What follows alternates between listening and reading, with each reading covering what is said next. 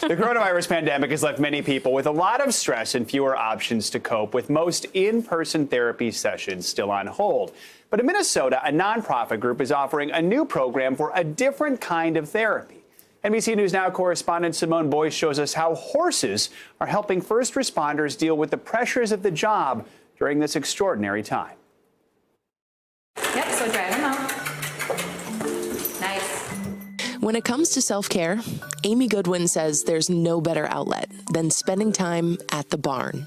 I have that time for myself where I can focus on me and focus on what I'm doing with the horse. GOODWIN is a detective with the Plymouth Police Department in Minnesota. It's a job she says has been especially stressful over the last year. With COVID coming on, with some of the riots that happened, the election year that was going on, and the things that happened at the Capitol, I have felt the pressure. I feel my stress level is definitely up.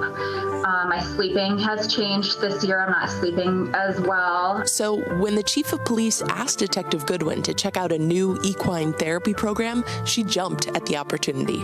I liked it so much, and it helped me with my stress and the trauma that I deal with, that I have extended it, and I continue to use their programming now. Detective GOODWIN is one of dozens of first responders taking part in a new program offered by We Can Ride.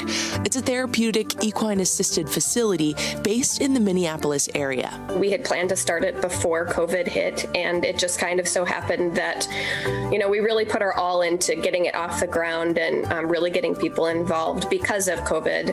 LOVEAYA MAGNUS says interest is still growing for the discounted sessions offered by the new program, and the results speak for themselves. We've actually been taking stress scores before and after the sessions because we wanted some hard data, and about 74% have seen decreases in their stress scores. The program's big draw, a new friend, even in the age of social distancing. The horse that I bonded with during Equine Connections, his name was McDreamy. When I first get there, I see him lift his head and he'll see me. And so I feel that connection with him.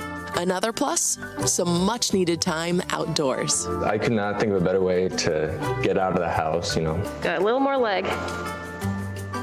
For Mitch BUTTERBAUGH, an hour of riding Rascal once a week eases the stress of his job as a paramedic and a second-year med student, especially during a pandemic. In November, it was insanely busy, right as it was peaking in Minnesota here.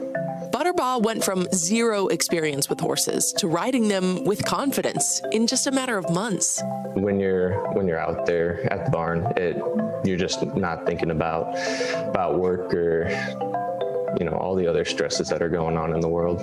Many who've gone through the program not only decide to stay, they also encourage others to join. I have spoken with other officers about the program, and they're actually very interested in joining the program as well. And as long as there's interest, the program will continue, even after the pandemic ends. I think horses can do amazing healing, and I love them, and I want everybody else to as well, and see the benefit of being around them. Hey, NBC News viewers, thanks for checking out our YouTube channel. Subscribe by clicking on that button down here, and click on any of the videos over here to watch the latest interviews, show highlights, and digital exclusives. Thanks for watching.